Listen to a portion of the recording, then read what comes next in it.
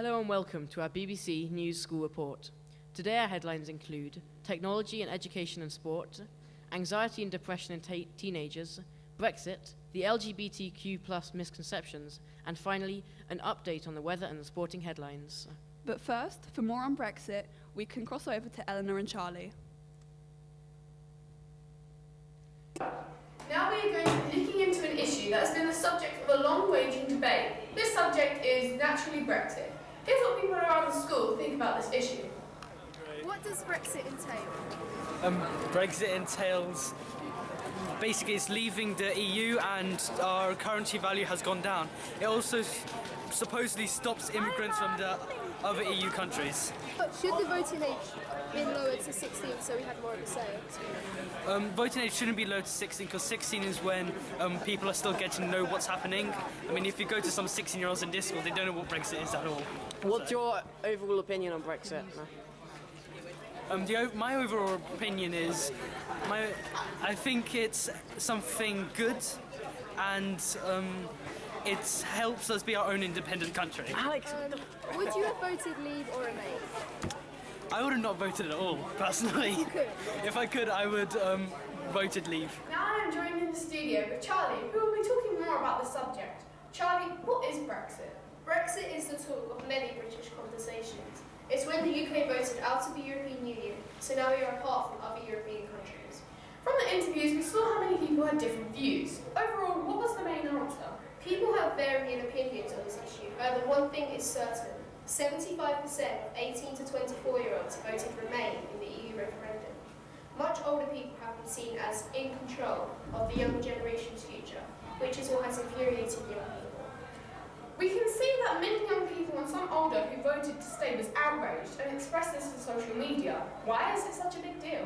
We know that things would have stayed the same in Great Britain if we did stay in the EU, and this was more preferred. However, when we were voted out, everything we knew as it was is now shifted. We are independent, so it's harder for us to trade with other countries. Younger people have grown up all their lives in the EU, and it's all they've really known.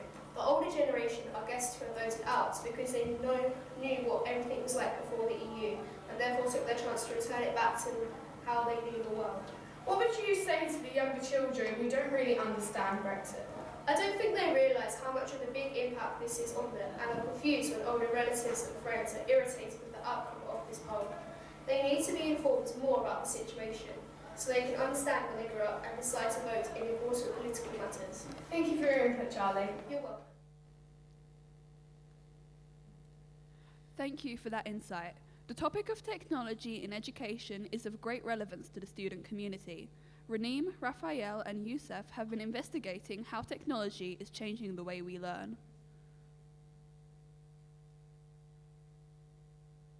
In this news report, we will be looking at how technology affects education and what advancements technology has in sports.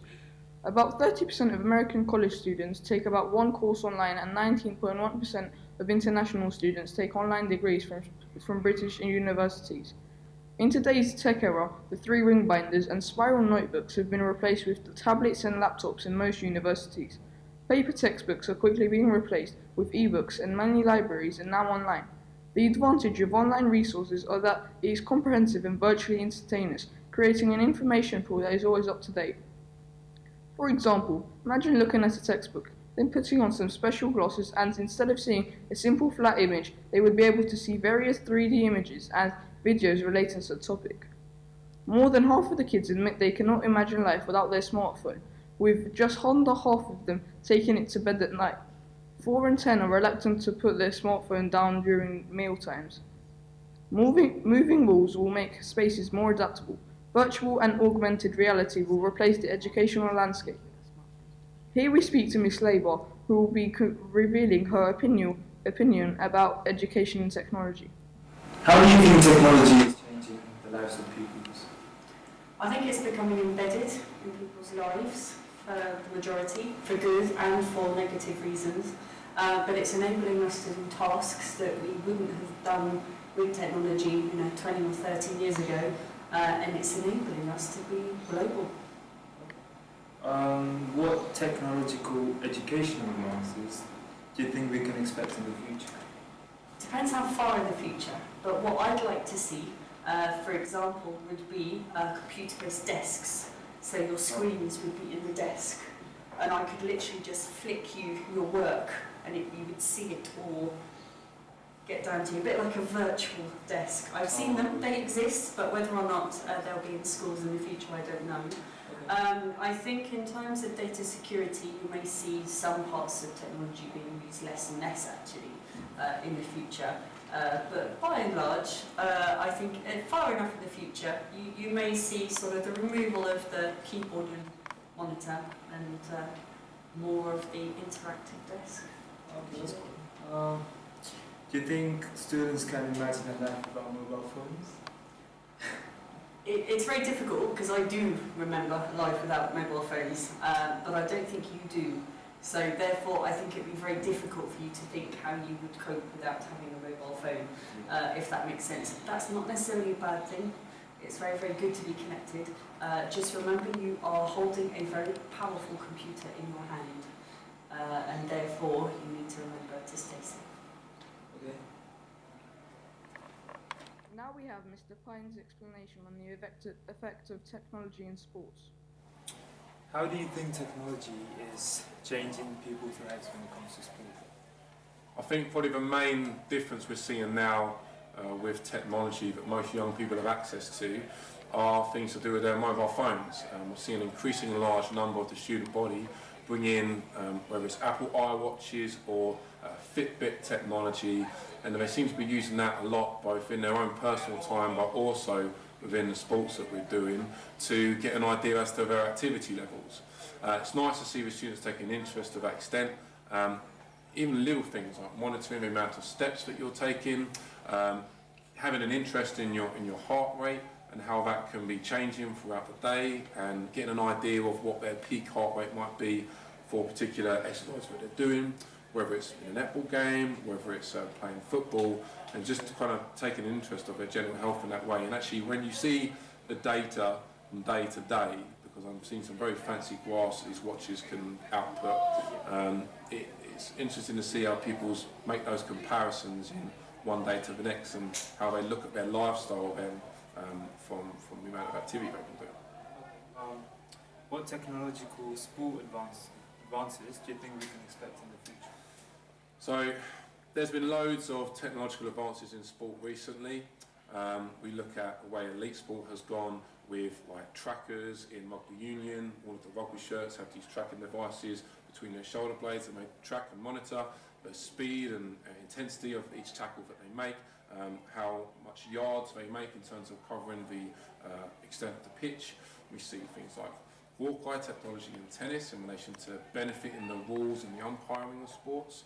In terms of at a grassroots level, in terms of the students in schools like Chiz and Seed within the next sort of 20 to 30 years, I think we'll start to see a lot more motion analysis for students like our GCSE and A-level classes.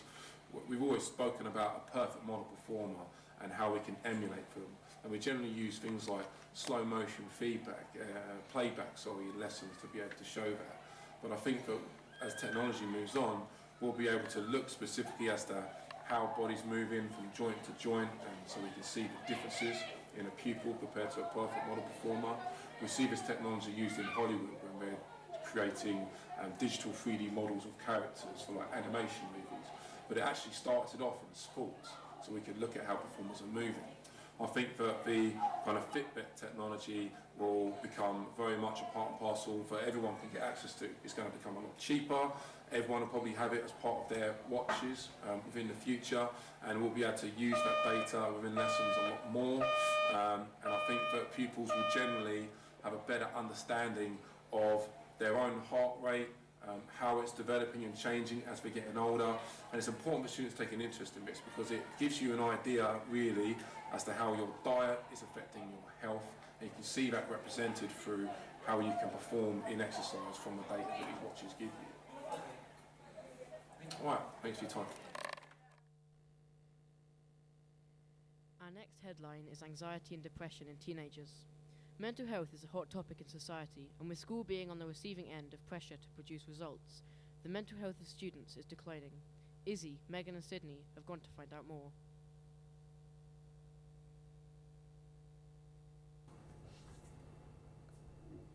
going to be talking about depression and anxiety in teenagers and how GCSEs can affect it. In a recent survey, we asked the following questions. Have you suffered from anxiety? Do you suffer from anxiety due to school? And are you anxious about failing your GCSEs? 48% of students answered that they suffered from anxiety and 4% weren't sure. 52% of students said they suffered from anxiety due to school.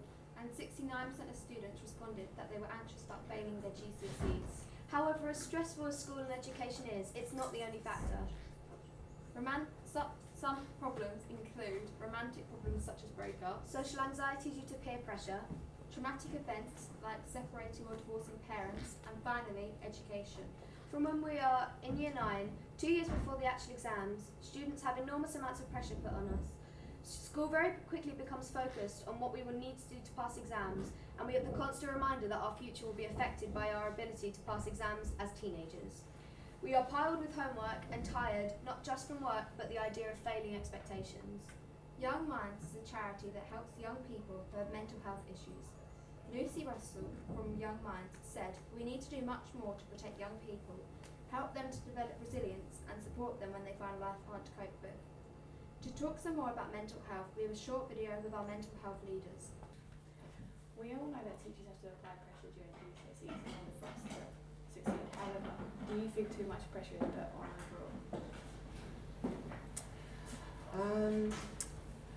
Teachers do actually want you to achieve, and you're at a grammar school because you are able to achieve. So I think sometimes we all need to have a bit of pressure put on us. Do I think too much pressure? It would be, you'd have to think about the individual pupil really to get an answer to that, because some are more able to take it than others. I think society puts a lot of pressure on you because you have to get so many GCSEs to be able to move forward with your life. So I'm not going to say teachers, but I'm going to say that it's a lot for young people at your age, but it's for your benefit. How can students cope better with exam stress? Right, so what I would say for exam stress, definitely start your revision early. Do as much work as you can, even if it's only a few minutes here and a few minutes there. Those few minutes can make a big difference to your results. You might just spend 5 minutes revising a question that comes up in the exam. So that's my first tip. The second tip is remember that this is only one step in your life. So try not to stress about it. It's an important step, but it's not the be all and end all. Last question. There has been a big increase in media coverage of teenage mental health lately. Do you think that exam pressures can be a cause of this? I would say no. I think there are other outside influences which are affecting young people today. Mainly social media, computers, the expectations that are being put on young people today. I think those are unfair, too high, and it's difficult for young people. So when you put everything together, I think that's what's causing a lot of the mental health issues in young people. Is it filming? Yeah. Okay. We all know that teachers have to apply pressure during GCSEs in order for us to succeed. However, do you think that too much pressure is put on overall? I think it's down to the students about the amount of pressure that they put on themselves. I'm aware that teachers obviously do put pressure on students. I feel like with the right guidance and the right time frame, pressure can be handled well, but if the pressure is applied too late or with very short notice, then that is when I think pressure can turn into stress, and then stress I think is not dealt with well, whereas I think pressure can be handled. How can students cope better with exam stress? Again, I'm going to say timing, not leaving everything to the last minute, planning ahead, thinking about what you need to do, but not spending all day thinking about what you need to do and not doing it. You know, writing down a hit list, trying to tick off that hit list, setting timings, saying, right, I'm going to do 20 minutes of this, I'm going to have a 10-minute break, I'm going to do 20 minutes of this. You know, 2 hours a night or an hour and a half a night would make the world of difference.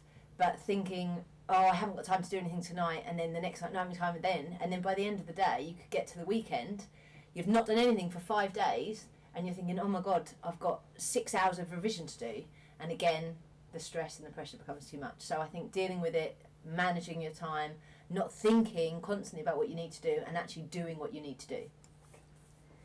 There's been a big increase in media coverage of teenage mental health lately. Do you think that exam pressures can be a cause of this? Yeah, definitely, without a doubt. I think that teenagers are under a lot of pressure, and I think our teenagers now are more aware of their emotions and feelings than they have been ever before. And I think this is a great thing. I think that because of this, teenagers and people in general are thinking far too much about how other people perceive them and what they think of them. And actually what students should be doing is putting themselves forward and thinking of themselves and putting themselves first and trying to think about what would make them happy, doing what would make them happy, rather than trying to please everybody else or trying to fit into some social norm. I think that would help. We all know that teachers have to apply pressure during GCSEs in order for us to exceed. However, do you think that too much pressure is put on overall? I think that's a really good question. I kind of question the word pressure here. I think teachers are trying to motivate students as best they can, and sometimes that might feel like pressure, but it's trying to motivate so they do as best they possibly can in their GCSEs and at Key Stage 5 as well. Unfortunately, the pressure is coming from the system at the moment, and how so many schools all schools are judged on exam achievements through league tables, how the government and the media present the league tables, and so there is pressure about the exam system on the teachers, and unfortunately therefore I think on the students as well. But no teacher is trying to put pressure on their students, they're just trying to motivate them. How can students cope better with exam stress? That's a really good question as well, and something that I'm trying to help my students with as best I can, talking about self-care and talking about something called mindfulness. We do quite a lot of that in our school, and it's a way of basically making sure that you can notice if you're worrying or if you're getting too anxious about something. So we run mindfulness classes here, and we do some mindfulness courses for Key Stage 4 and 5. But it's more than that, you know, mindfulness is for some people, not for others. It's about encouraging students to look after themselves, get outside every day, do some gentle exercise, make sure that their life isn't narrowed to seeing success and failure in the academic areas, you know, thinking about music, thinking about drama, and that's what we do really well here. We make sure that we've got extracurricular options to help just give a bit of balance to life. I think you can lose that balance sometimes when you're doing your exams and preparing for exams. So making sure there's balance with, even if you just get outside, and making sure that it's socialised, not just on students on their phones, but face to face, chatting to each other and connecting with each other is really helpful as well. There has been a big increase in media coverage of teenage mental health lately. Do you think that exam pressure can be a cause of this? So I think exams do have an impact on students' mental health. I think there's other things that are to play as well. I think social media and the rise in social media and how it impacts on everyone's lives now, especially young people's lives, I think that's really had an impact on mental health. So I think there's quite a lot of research gone into showing that. When I was your age, I could go home, shut the door and feel a bit of respite from the day at school, whereas you've got social media, you know, following you to home, and there's not that respite that we had in previous generations. I think from thinking about how you're perceived and how you come across to your peers, I think that's probably quite stressful as well, so that has an impact on mental health. Given that GCSEs have changed recently, do you think there are any issues with the new format? So GCSEs have changed recently. They've changed many times in my career, at least 2 or 3 times, and I think I've got one word answer for that one, and yes, there are some issues. It's not a school thing, it's a nationwide thing.